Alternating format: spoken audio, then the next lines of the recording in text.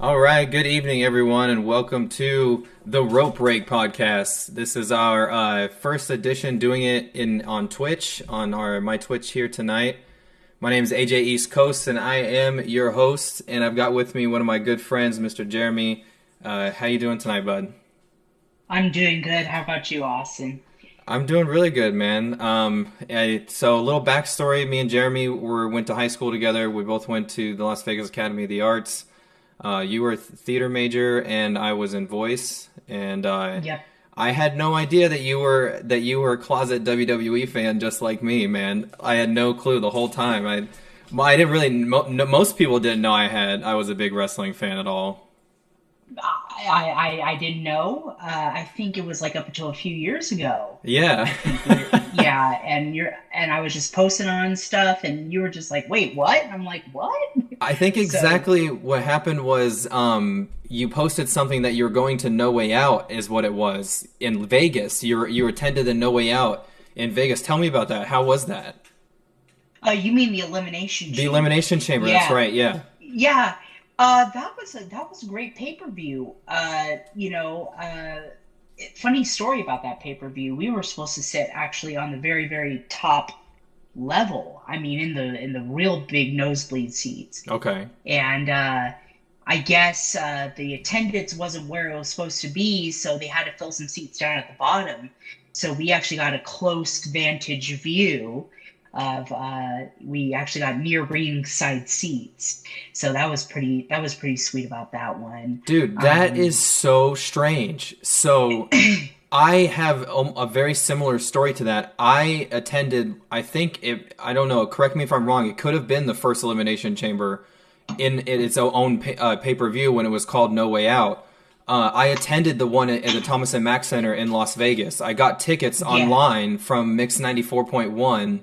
I won tickets online, but they were, when we got them, they were like super nosebleed, all that stuff. right, And yeah, they sorry, they when we got to the ring area, they upgraded us, and they said, "Oh, we have these upgraded seats." And it was literally ringside. I remember sitting so close to the ring, the fire from Undertaker's entrance, fucking, it hurt my eyes. yeah. It was upsetting. Like the Batista's fireworks were going off. I could barely freaking open my Oh, eyes. It was so close. But yeah, yeah. that's really strange that you also got that experience, because in the same, where did it was at the Thomas and Mack Center, It was at the T-Mobile the Arena, the T-Mobile new Arena. So arena yeah, the new arena that they built on the Strip. Yeah, how does it look like inside? I've never seen it. it's a beautiful facility. To be honest, if we did sit in those bad seats, it's sloped in a sense where every seat is a good seat. Because of hockey, you got So to look down, into the ice, right? Yeah. exactly. So, and it doesn't seem like you're so far away. I even went to the Money in the Bank pay-per-view when it came out here in 2016. Oh, Uh, I didn't know that and was yeah, on that was there. Yeah. and that's where John Cena and AJ Styles wrestled for the very first time. So as Yep. exciting as Yep. that was, oh yeah, that to me was one of the best pay-per-view atmospheres. And I've been to two WrestleManias, and that's one of my favorites. But we can always go back to that some other time if you want to other questions. I'm going to start getting into my favorite live event. So Yeah. Well, I'm so jealous that you got to WrestleMania, because I had tickets this year, and because of the pandemic, it never happened. yeah, But same here. you had tickets to the one in Tampa Bay? Yep. Yeah, you did. I had my bags packed and we were ready to go. Yeah. I think it was 2 weeks till.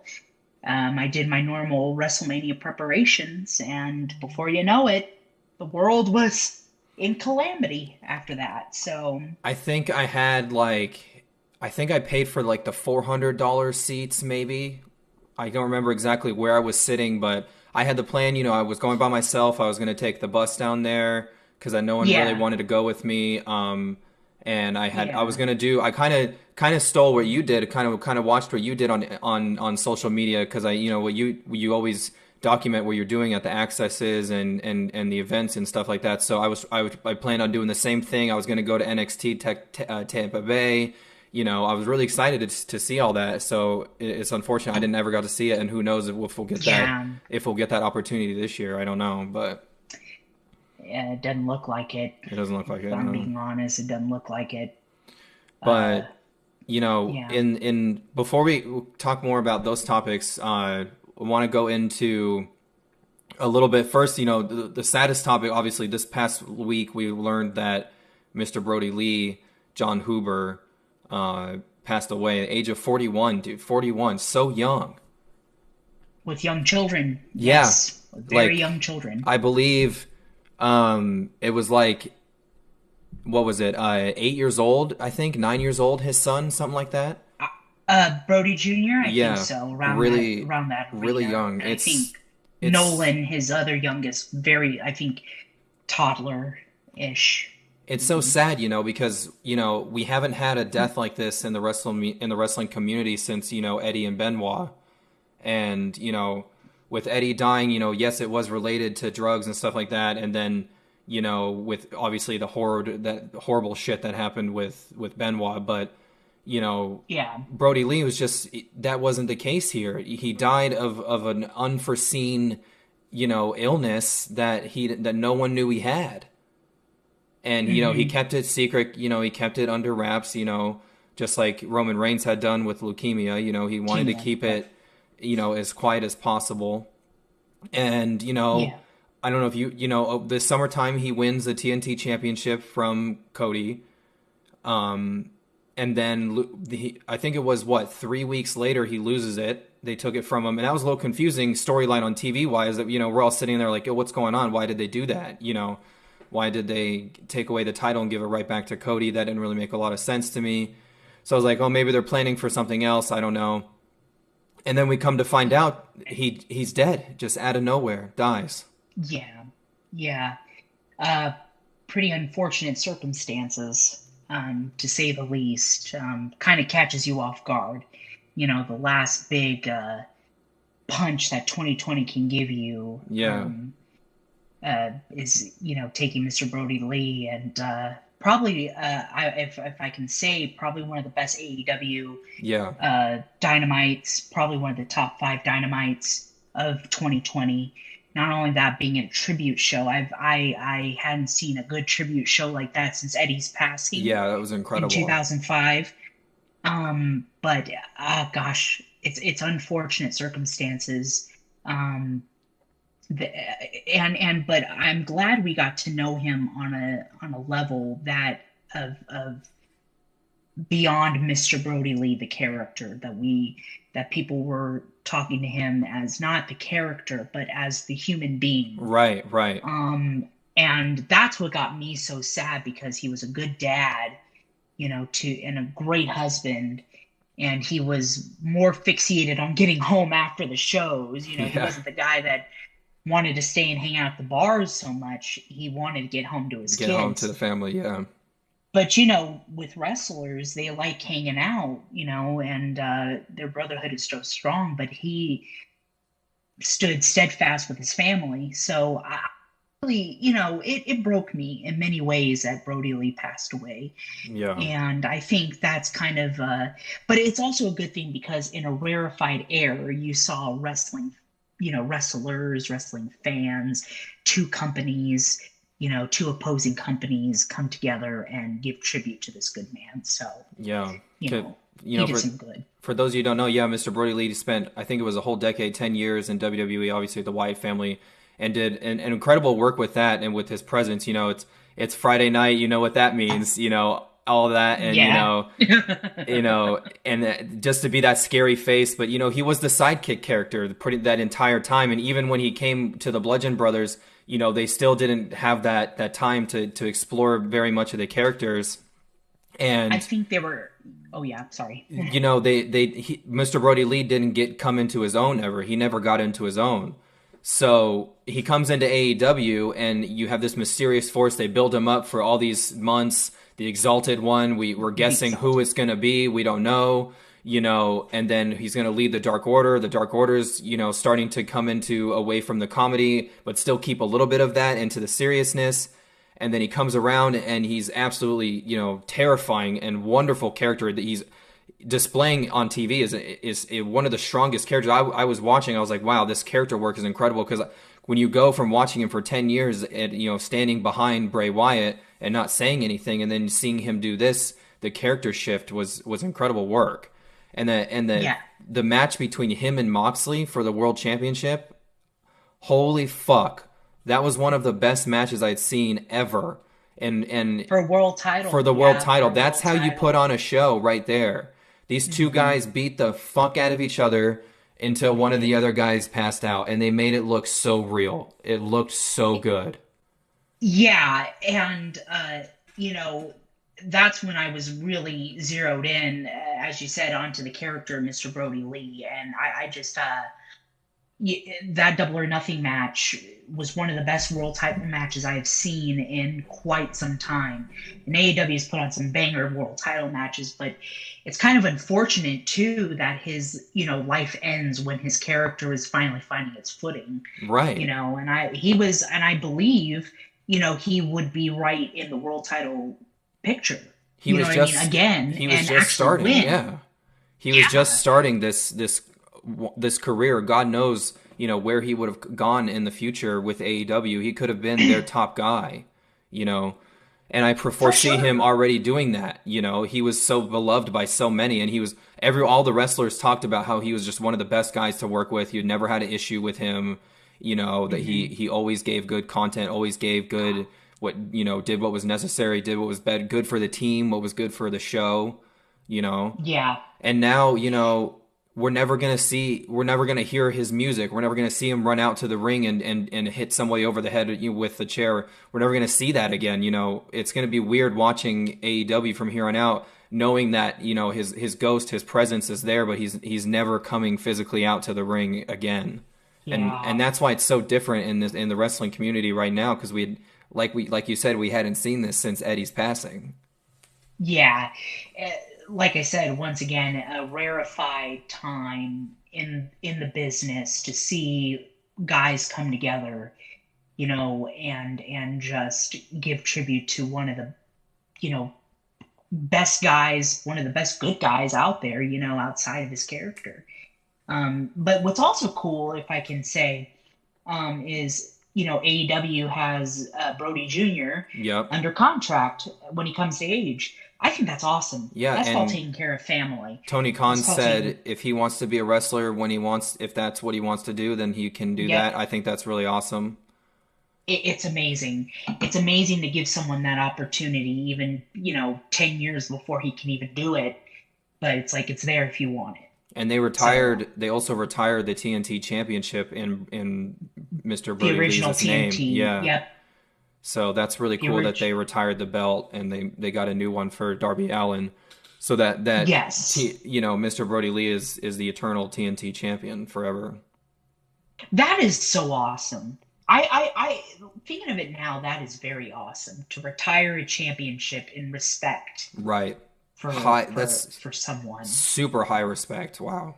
Now that I think about that. Wow, that gives me goosebumps. Yeah, me too. That you can take something so prestigious and say, look, we're going to retire this iteration of the championship in his honor, and we'll do something else for someone else. That right there speaks so much volumes, even to the man, to the company, to a lot of that stuff. I just, wow. Ooh, that gave me like goosebumps just thinking about that.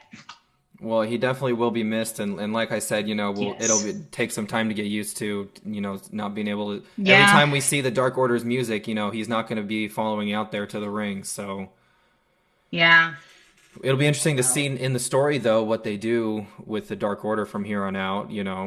I can see them. Interesting thing. I can see them going into kind of a mourning phase kind of thing. Maybe that they do that, and maybe they go into kind of a darker thing for a little bit, or maybe they just move on completely. We don't know. We just have to wait and see what they want to do with it, because they still want to be very sensitive to the situation as well. And I think there's a lot of good guys that can have some pretty good singles careers in the Yeah, Dark Order. I mean, number 10 is probably really good. Alex Reynolds and John Silver, they're great. Yeah, they're great. So, I mean, looking at it, if they do have to disband the Dark Order, they're going to be fine on their own, yeah. anyway. They've proved it many, many times, so it wouldn't be a hard disband of where they go from here. Plus, they already have like their own little characters Yep. within that whole group anyway, so I don't think it'll be a challenge. No, Not at all. it won't. Well, moving on from that topic, I kind of wanted to got you on the show. We want to do the, this whole year in review thing, kind of talk about everything that happened. So we mentioned earlier, how our both of our experiences. You were ready to go travel across the country down here. I was ready to come around, a couple hours down to Tampa Bay to go down to WrestleMania. But what's so strange about it, Jeremy, is they waited so long to cancel the show. Why did they do that? Did they really think that that was going to happen, that people were going to go there? You can't, with everything that was going to go on, 80,000 people were going to go still to Tampa Bay. Yeah, that's kind of a foolish and more arrogant side of the WWE, unfortunately. I mean, like you said, many Trump had already put in the travel ban Yeah. that week. So, you look at the attendance of WrestleMania, you look at, 80,000 people. You would say about roughly 40,000 would be people from across the United States. The I'd say other that, yeah. 40,000 would be across the entire world. The world could not go anywhere. Right. Yeah. But they, in Vince McMahon fashion and his corporate empire, they hold on to this idea that, somehow, some way it's going to work out in the end for them. Unfortunately, it kind of shot them in the face, a bit. But nonetheless, though, they put, WrestleMania from the Performance Center. That's nuts. I use this analogy every time when I talk about WrestleMania 36. It's like taking a mansion from a big Hollywood mansion and moving into a studio apartment. Yes. And still trying to keep the spectacle of your mansion. Yeah, exactly. It was absolutely heartbreaking to watch, to be honest. And it was hard to watch too. And it's hard because you didn't want to you feel so bad for the wrestlers because it's not their fault. But they're still continuing, they're still doing their job, but it was so awkward. We didn't know the good thing until it was gone. We didn't know how much of an impact wrestling fans were a part of the show. Even watching it at home on TV, not seeing people there, not hearing it, it was strange. It was like, why am I watching this? This is really weird. There was no reactions to anything. You didn't hear that. That's such a big part of it, is hearing the crowd and hearing stuff like that, Yeah. I mean, even the first SmackDown that was done without fans, that first show and the Performance Center was kind of hard. Yeah. It's just, but when you think of WrestleMania, though, you think of the pomp, you think of the circumstance, you think of the big pyro, the big lights, the big stadiums. Things are bigger, and this would have been your first, right? If you were this would have been my first WrestleMania. Yeah, it is huge. It's a big event. People don't understand the greatness of the event until you get there. So to not have 80,000 people and to do it in a warehouse was just, it was just, what do you do? But they had to do their best. Yeah. You know what I mean? And it's interesting you bring up, the SmackDowns and stuff leading up to it. They were trying their best, and I think one of the better things, Bray Wyatt and John Cena, the interaction between them and AJ Styles and Undertaker really saved the show there. Because I think so. We had, in my opinion, we saw the Royal Rumble as the last great pay-per-view of the year that we can remember, that it was normal, that things were regular back at that time. And then post Royal Rumble, we had still a few shows with fans at home, and not fans at home, but we still had a few shows of people going to arenas still. and the AJ and Undertaker, them building up together, their last moments, and the promos back and forth, that was incredible. You know, AJ cutting those really hard promos, talking about Undertaker as an old man, like him standing up to him like that, you know, telling him it's time for Undertaker to go home, that he was going to take him in the back and shoot him home, and telling him, like, he started coming after Undertaker's wife and bringing him out. He called Undertaker Mark. And I didn't, you know, no one's ever done that. And Taker, you know, after 30 years and never broke character. And I really thought for a second he was about to pop him in the mouth. But at the same time, you know, did you see the promo with Bray Wyatt and Cena leading up to their match when there were no fans? The first one, no fans. That one really, that got to me. Bray Wyatt, he said, you know, that he stopped. He painted the world as a beautiful Firefly funhouse, and he stopped fighting the voices and he started listening to them. And it just felt so real the whole time. He wasn't looking at John Cena in the face at all. He was, you know, doing this, looking down, moving his hands around a lot. You know, wasn't paying attention to him. He never made eye contact with him. But he was just telling this amazing story. And I think with the fans not being there, that added to that. And I think that shows to some of Bray Wyatt's ability to do some of that character work too. It really, I mean, the Fiend has been probably one of the best characters that came out of that company in probably quite some time.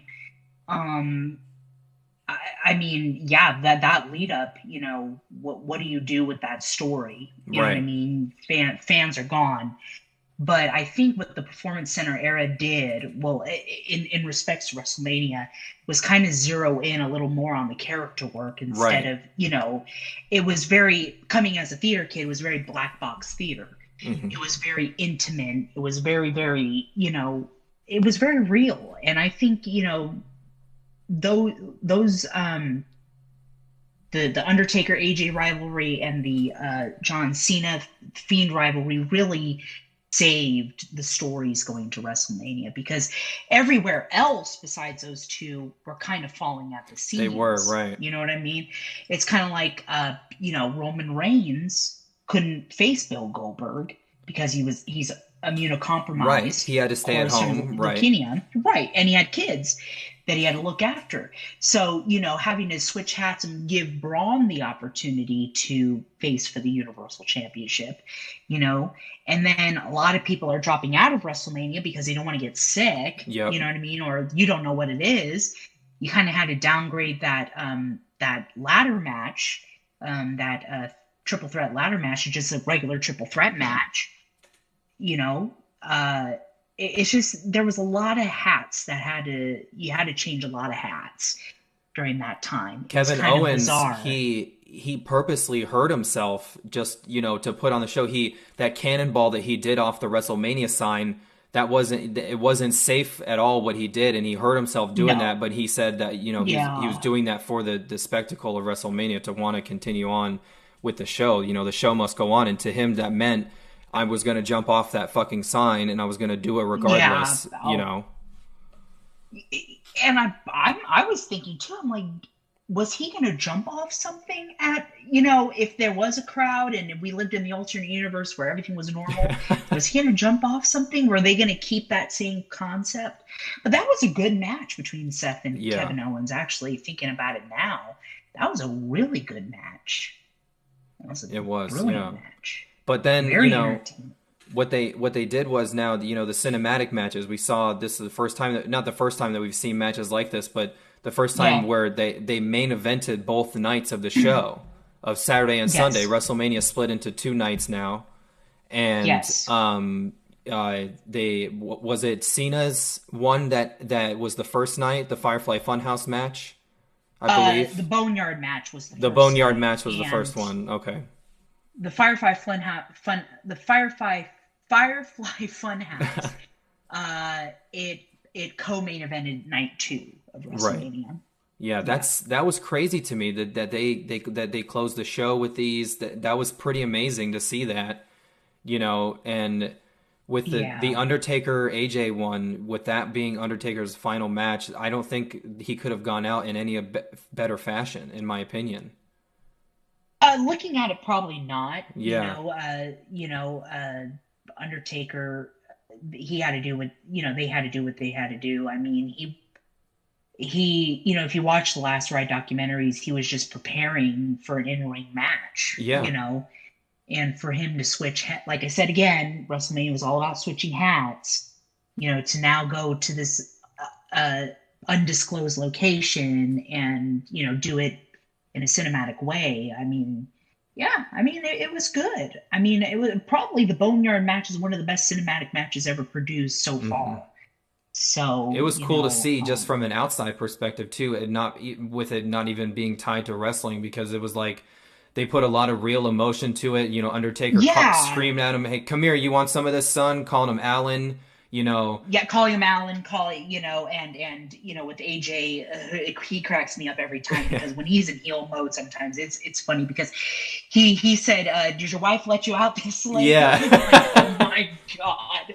I said, "Oh, here we go." But you know, that's the thing, and I knew kind of this was the end, hmm, you know, the end of the line for the Undertaker because you know, he's so protective of his character. He's for 30 years he's been the dead man, no matter what. You know what I mean? Everywhere he goes to the grocery store, he's the Undertaker. You know what I mean? But for him to bring the what he called the Holy Trinity, bringing you know the American Badass, yeah. Dead Man the Inc. dead man, and himself for the first time ever, and wrapped it into one, it was very interesting. But yeah, I mean, it zeroed in on the emotion of that rivalry. And I liked that. You know what I mean? I think I liked that a little bit more than having a wrestling match. You know, I I think, think yeah, you're right.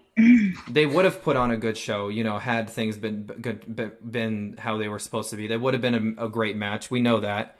But this gave them the opportunity, you know, to, like you said, to include himself into the match as well, because, you know, it was his way of literally riding off into the sunset. You know, the fire behind him burning off, him getting on the motorcycle, which a lot of people, you know, didn't really like the Dead Man Inc.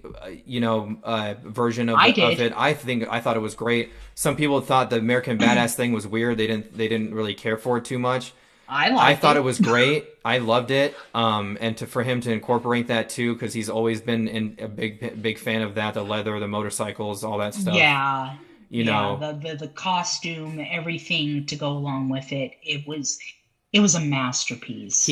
I don't know if you know, And but when he went to smack AJ when he was up against the car and AJ ducked, he Taker he his hand. hit his Yeah. hand. That was an accident. And that reaction, the Yes. son of a bitch, that was his real reaction to that. I liked that they did that and they kept that in And they there. kept that footage. Yeah, Yeah. Sometimes things you know, an accident can be one of the greatest moments. You know what I yeah. mean? So, I mean, just that whole match, how it was produced, was just. We can write volumes of how good it was, you know, and we It was can so really go real, into very raw, detail. you know, very real, very Yeah, raw. very much. I think it's one of the most personal rivalries for the Undertaker, but really a good way for him to go out. Yeah, I agree. Yeah, and to see Yeah. and WWE to put on that kind of quality of production, it goes to show like Oh yeah. how good they can be when they really are serious in that aspect. But you know, they did the best of what they had to do at the time, you know, Exactly. and they got that opportunity. Hey, how you doing? Nasty Time 215. Thanks for following. Appreciate you. Yeah. Hey We're guys. just talking Undertaker, AJ Styles, their final match together. Yeah. Um, but yeah, literally riding off into the sunset, that was awesome. And then to see, like you said, the Last Ride documentaries and see how real they were, and you know, and to see him finally say he announced in the documentary that was the end, that I'm retiring, that was it for him. Um, because Yeah. it was awkward for a little bit, the Undertaker, after Lesnar retired the streak, you know, and Yeah. then he had the that really awkward. Who did he wrestle again after that? The WrestleMania after that. He wrestled Bray Wyatt in his original iteration, That was really and then awkward. That wasn't that. And then he went through the whole thing with Goldberg, where Goldberg dropped him on his head. That whole thing, and it yeah, you just, had the Hell in a Cell with Shane McMahon, yep. and then you had that 33 match, which was I was there for that. it was not bad. The Undertaker's finest moment. No. And I think he realized that too, because I remember leaving the Citrus Bowl that night and thinking that can't possibly be his last Be match. the end, yeah. And thank God when we got to New Orleans, it wasn't, because I was like, if you're going to do that, I am not a fan of yours anymore. How dare you do that? And I think he knew that. Yeah. And I think he knew. I don't think that he knew that he fucked up per se, but I think that he knew he didn't give his best, that the show didn't go the way he wanted to, and that he couldn't go out on that aspect, because it was almost like watching from home. It was like, oh, come on, man, like, when enough is enough, like, you got to just stay home, let other people do that. But he redeemed himself in the craziest of times with no one watching, just everyone watching from home. The biggest redemption arc right there, and that awesome retirement too. Yeah, very awesome retirement. He found his Shawn Michaels moment. That's what he wanted. That's what he wanted. So anyway. So yeah, we go to night 2, the second cinematic match, which the Bray Wyatt and Cena. Wow, what a mind fuck! First of all, and very, very big acid trip if you watch it. Yeah, big psychedelic trip. I loved it. They finally let Bray Wyatt kind of spiral into that craziness character that we had been watching for so long, because we saw him, really come into his own on TV, but they fucked it up so bad with him and Seth Rollins at the Hell in a Cell. They fucked the character up, and it never went back to normal after that. It never went back to normal. It still hasn't gone back to normal. And that's true. And that is very true. And I'm so glad that you brought that up. We can actually have a separate episode about the Fiend. I would love to do a Fiend show. Yeah, we can days. Definitely. But in the hindsight, after that Cell match that he had, WWE has a very, very terrible way of executing at the wrong time. They're very bad on timing. When they see something hot, it's already too cold. And, it's just... ugh. Just thinking about it now, it's kind of sad. You could have went 10 miles to Tuesday with the Fiend, as far as rivalries, and his championship reigns could have been a whole lot longer. Like, really, you're gonna have the Fiend lose to someone like Bill Goldberg? What? Right. Excuse me. You're one of the best characters that you have right now, and the most relevant, and you ruin it. Bill Goldberg. They ruined it with that. Goldberg. Keep him in the 90s. That went to show that it broke the whole scariness that he was undefeated, that nobody could beat the Fiend. That it broke the mystique. Yeah, it broke the mystique, just like they broke the streak. It breaks the mystique. It breaks the legend. You don't have to make him beatable. The thing is, though, Austin, is that they made him beatable real quick. They did. You know what I mean? You need to build the character. And this is like in theater and movies. And then we'll get back to the cinematic match, but I just want to make this point. Yeah. You got to build that character so much to the point where it's like, who can beat this guy? But it has to be a slow roast. It can't be, so quick. But they made it cheap. The reason in my opinion, the reason they had him lose is they made it so cheap because they wanted Goldberg and Roman Reigns to wrestle so bad. You know what I mean? For the money, for the appeal to the Saudi Arabian audience, yeah. And to the Universal Championship. Yeah. Which hasn't had much appeal. But you don't have to have Goldberg and Roman Reigns in a Universal title fight. You can have them in just a one-on-one match and it'll still be okay. Yeah.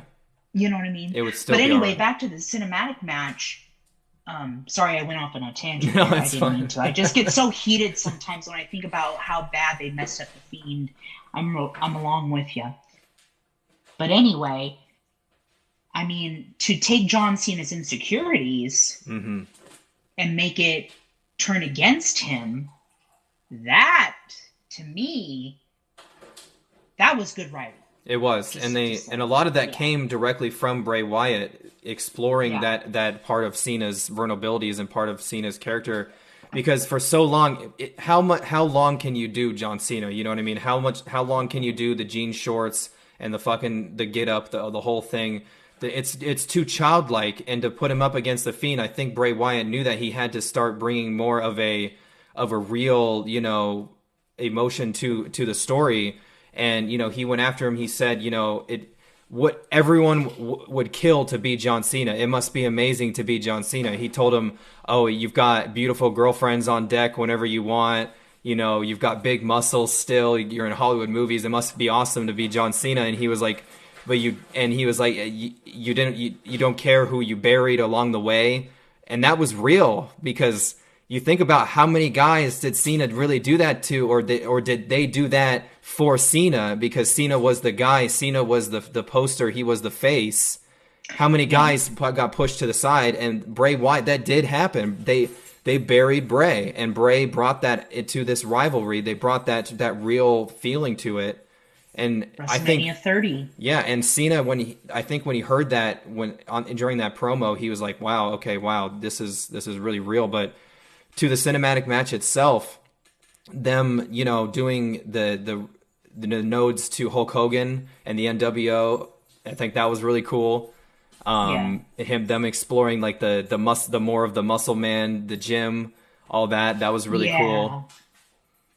Yeah, the heel part was my favorite part. What if he became heel? You know what I mean? What if that was John? It's all these. Yeah, it was a lot of the what ifs, the naysays.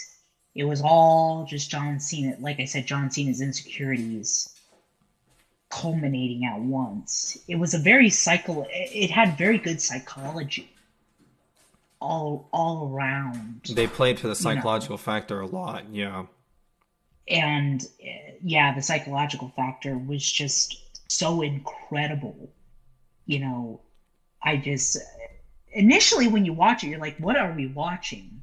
But after a while, when you really understand it, it's probably one of the best writings and cinematic matches, so far produced. Hey, real quick. Hey, what's up, Sono? How you doing, man? We're just doing a year in review show tonight, the road break. Just talking everything going through 2020.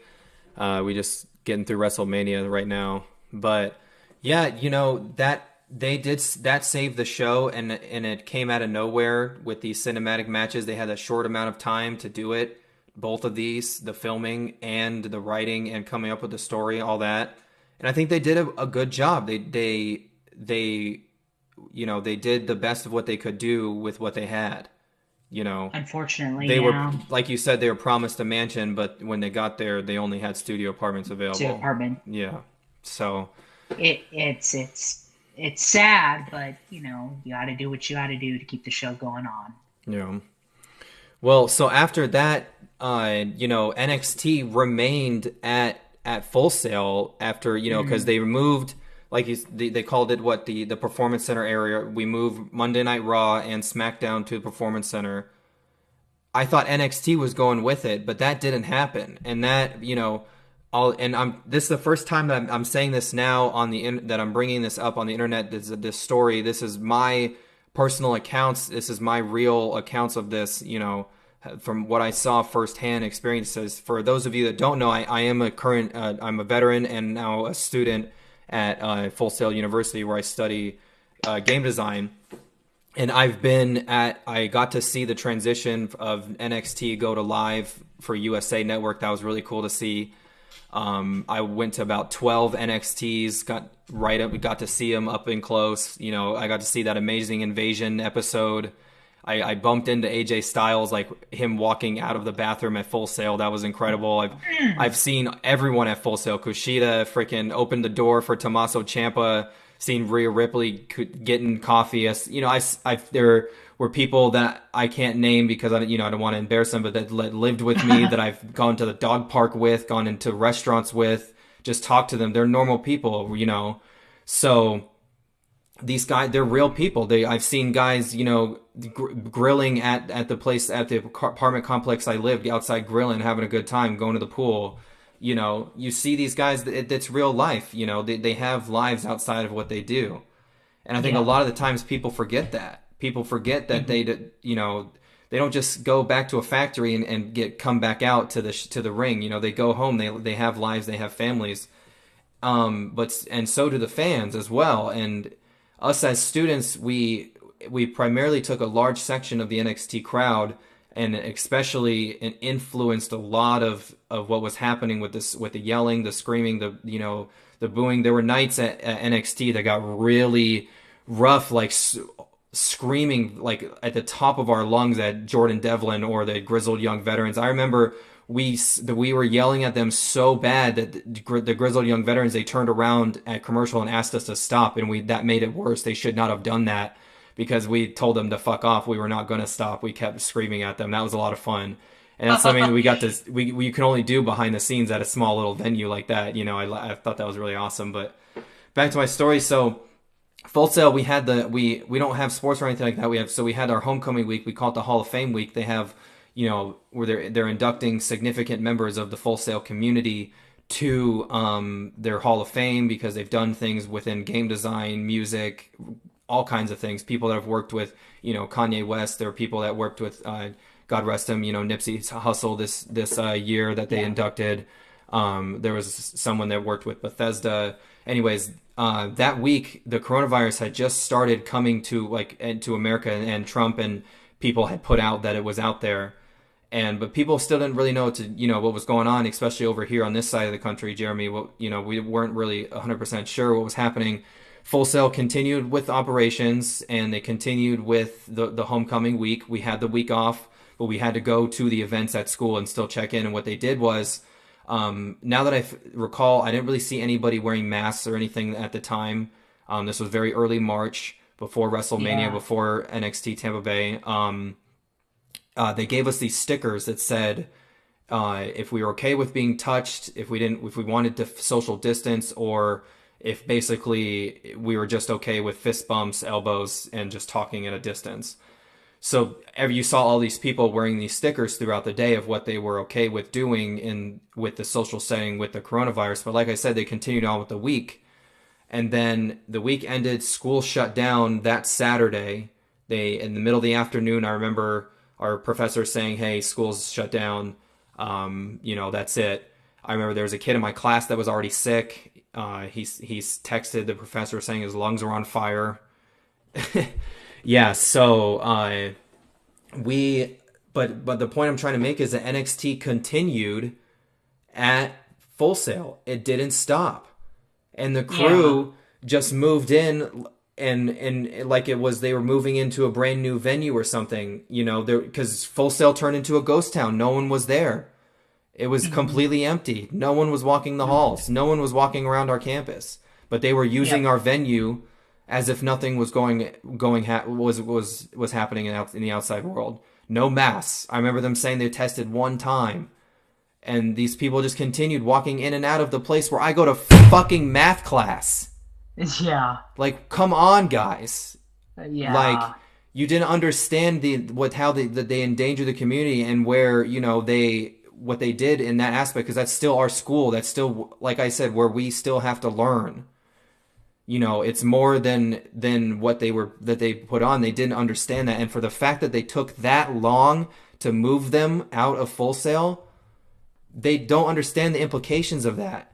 We are just now being able to go back to school. They just allowed seniors to come back a couple months ago. That could have happened a long time ago had they not been there at Full Sail fucking up and getting outbreaks. Renee Young, she got the virus. There were other people that were unnamed that got the virus. There were people that had to quarantine. Thank God it wasn't as bad as it wasn't here at this community. But the point I'm trying to make is they didn't see that, and they need to open their fucking eyes to that. Yeah. This was real life. Yeah. And why it took them that long to put on these measures, because now, I've continued going to the shows. I got invited to go see them at the Capitol Wrestling Center. Now they have the hockey glass around it. You can't see the wrestlers. You have to wear your mask the whole time. Everyone else is wearing their mask. The crew's wearing their mask. But it took them that long to do that.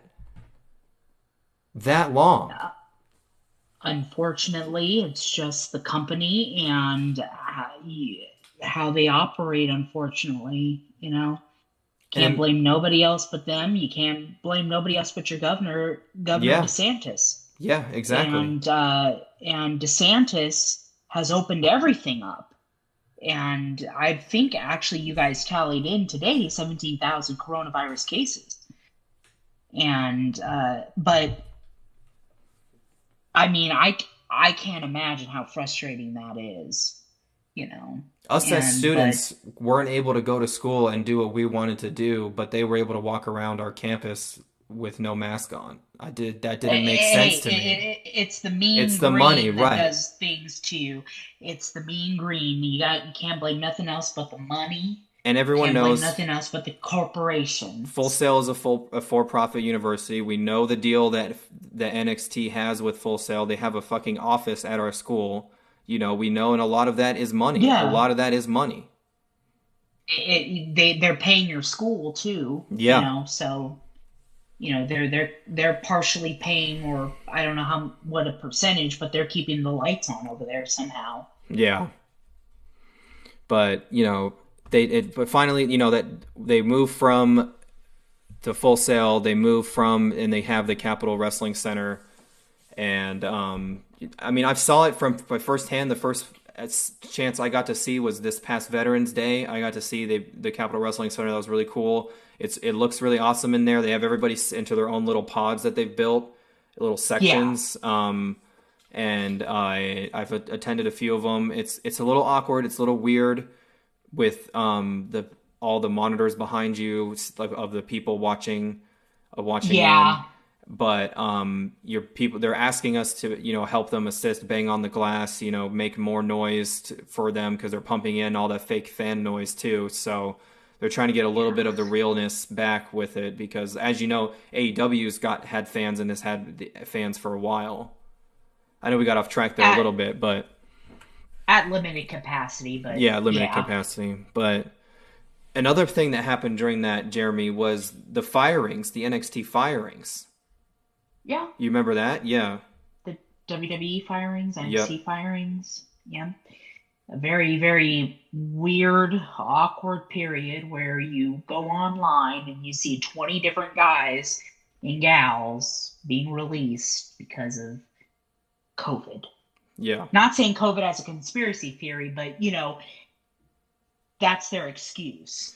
They was doing it to save money. What money were you saving? You're one of the richest Save companies in the money. world, and you made money this year. You made more money this year, and you their ruined these their people's quarterly livelihoods. earnings their quarterly earnings were astronomical without a Yes. live audience. And I'm like, so guys like Matt Cardona, guys like Brian Myers, guys like who else is gone? The Hurricane. Yep. He's a producer, but he was furloughed. Furloughed. The Mike referee. Chioda, Yep. Mike Chioda. freaking referee. Okay, I'm like, Tay Conti, a bunch of random guys, freaking Tay Conti, Rusev, yeah, from NXT. Miro, So they Rusev. That was. Miro Rusev, yeah. But I'm thinking, they should have been a little more real, as to Hmm. why, we don't feel like they fit on our television show.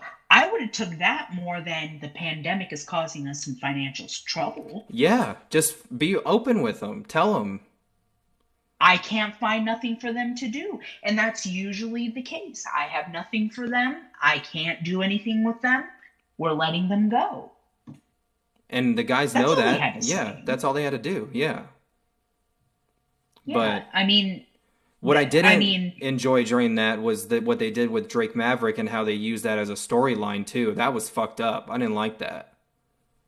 yeah, That that's a little too much. I yeah. think you already have a fire building around this, and a lot of guys and gals are out of work, and this year is tough as it is, and you're using that situation as a storyline. It's too hard to watch. No. So what about Brian? What about Brian Myers? What about Matt Cardona? What about those guys? It was a slap in the face to those guys because you're literally playing out their life on TV, and that was just really gross to see. Gallows and Anderson. Yeah. Gallows and Anderson. I mean, my God. The freaking Good Brothers out of nowhere. Why? That's so stupid. But you know what? It's a blessing in disguise because it gives them more free reign to be who they want to be. Yep. Heath, too. I'm sorry. Heath was one of them. He got kids. So, I mean, those guys, I think they're fine. I think they're more happier now than they've ever been. So we got comment from Nasty Leroy. He's a wrestler. Done an interview with him on the rope break before. Nasty Time 215. He said, "The machine doesn't care. We don't produce for me. We release you." Yeah, that's exactly what you said, Jeremy. That seems to be the case a lot of the times, and that's totally would have been a viable excuse in this situation. Because there were guys on that list that we hadn't seen on TV and a couple people in years. Oh yeah, I mean, Zack Ryder really hadn't had a good run since 2016, really. Yeah, and he's never been on TV. And you get Kurt Hawkins, Brian Myers. He comes on just to lose, and then he wins. They win the tag titles at 35, and then all of a sudden, underwhelming title run, and then then gone again off TV. Just be honest. I hate because, to be honest with you, corporate entities are they're you know what I mean? Yeah. So just be real, be transparent. I would accept transparency more than you being fake. The good thing that came out of that, though, most of the people that were let go, good success out of all of them. The Good Brothers go over to Impact, and they become the champions. You got Deonna Purrazzo goes over there, becomes women's champion. Tay Conti involved with AEW. In that the women's tag tournament. Yeah. She's beast in. You got Rusev, his success on Twitch, and then going to AEW. I think we all knew that was going to happen. I liked how they were like, Rusev's not going to wrestle again. You're like, oh yeah, what else are you going to do? Like, Yeah, okay. You're Rusev. But we couldn't see that coming. Huh? Sono, Moxley AEW becomes champion. The Sono Kid's talking. He says, "I'm loving what AEW and Impact is doing, though. It's great." Yeah, that was on our list. We can go ahead and talk about that now. But let's go ahead. I'm loving it too. I think this is a great angle because, in my opinion, this is the invasion angle kind of story that we never got to see with when Shane McMahon and Vince McMahon were trying to do this with, when they brought over the WCW guys. They're doing this, they're retelling this story in such a better fashion because I think AEW knows that some of the TNT history they can retell a little bit, and they've been doing it, but they're doing a better job at it, and it's beyond company lines. What makes it interesting? It's when you have the original, and I'm sorry if I cut you off. I'm sorry. When you had the original invasion angle in 2001, WWF just beat WCW. Mm-hmm. So they're using those guys because, a lot of the guys like Hulk Hogan. See, people were thinking, well, now since WWF bought WCW, we're going to see guys like Hulk Hogan, guys like Goldberg, guys like Sting. But you don't see those guys till way later on because they already had contractual obligations to Turner. But the thing is, with this, what makes it a little more interesting is that you have it on two different networks, on two separate television shows. You know what I mean? Yeah. I think that's what makes it more interesting. It's not like these guys are already here. You know what I mean? And they're signed to AEW contracts. This time around, we have the inclusion of social media. We got YouTube, Instagram, them messing around on that. Tony Khan went over there to Impact and cut that promo, that super awkward promo, saying that hinting that he might even buy Impact. That was kind of funny. And then, we go ahead and talk about some spoilers if you guys haven't seen Wednesday night this week. But, if you haven't heard about already, the Bullet Club reuniting on freaking television. That's on American television, nonetheless. This is the first time that you see a lot of these New Japan stars all standing in the same ring together in a long time. And years. And they bring, the Good Brothers over. They come out, and first of all, the Ray Phoenix versus Omega, incredible match. They were go, go, go, go, go right from the beginning, just hit after hit, flip after flip. Ray Phoenix was selling things like all over the place. And I'm loving what Dawn is doing, the relationship that Omega's, this coming into the cleaner, but also that business-like attitude era freaking thing that he's doing. I like that character. But he comes out and they beat the hell out of Moxley. And then, the Young Bucks come out and they turn on the varsity guys. But, like Nasty just said, that we're not going to be calling them the Bullet Club. Yeah, obviously we can't because, stuff. But to see them, like it is the Elite, the band, they are back together. Everyone knows who they are. It's the same thing like, when Finn Balor and Adam Cole are standing in the ring together, it's... Yeah, that's the there, right, surrounding it, And that's what makes it special. You don't have to be called the Bullet Club or anything like that. If you're a wrestling fan and you watch New Japan back in those days, you know what's up. You knew. You know what I mean? You know what's going on here.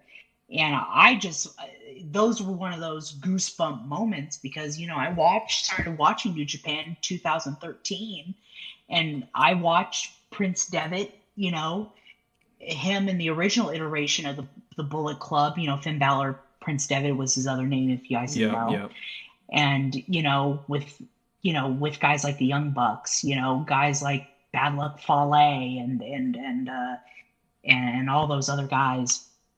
But it was goosebumps moment, man. There's something special happening right now in this story, and it's keeping me well engaged. So I like it. I love that. They know that they have a lot of indie fans that are fans of AEW. They know they have a lot of NJPW fans that are fans of AEW.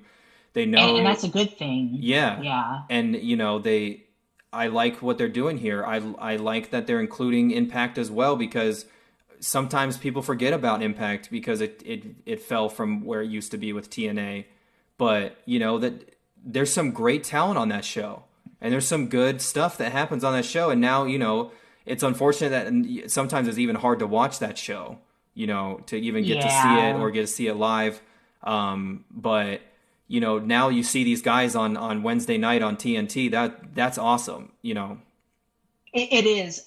I'm just real excited for what's to come. I mean, the road to Revolution is it's interesting because you don't know what's next.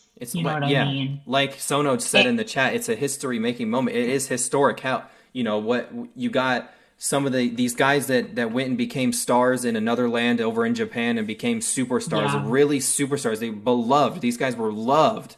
And to find out, like, it's almost like a hidden thing among fans to be fans of these guys. Like, it's just like a kind of almost a fraternity, if you will, to be a fan of the Bullet Club and a fan of these things. And then to see it, come out into the modern day, it's kind of almost like everything we ever wanted. Like if it were up to me, I would love to have every single member of the Bullet Club that I've ever loved, from all the way from the Good Brothers, AJ Styles, to Finn Balor, everybody all in one area. But it's not going to happen. But this is this is as close as we're going to get.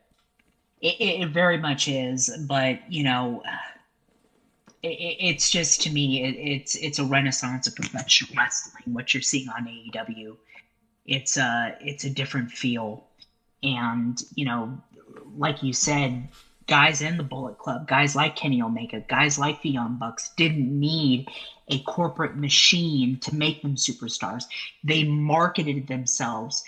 They marketed themselves with their promos, with their merchandising. A lot of AEW is very grassroots, man. Yeah, and the fact they run all this stuff through Pro Wrestling Tees, which is a grassroots company itself in Chicago. It's taking all those small businesses and making it a big, and not even making it corporate.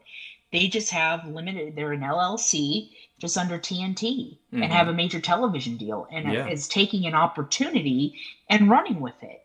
And I think I was afraid, and if we can just, go a little bit off topic here. That's fine.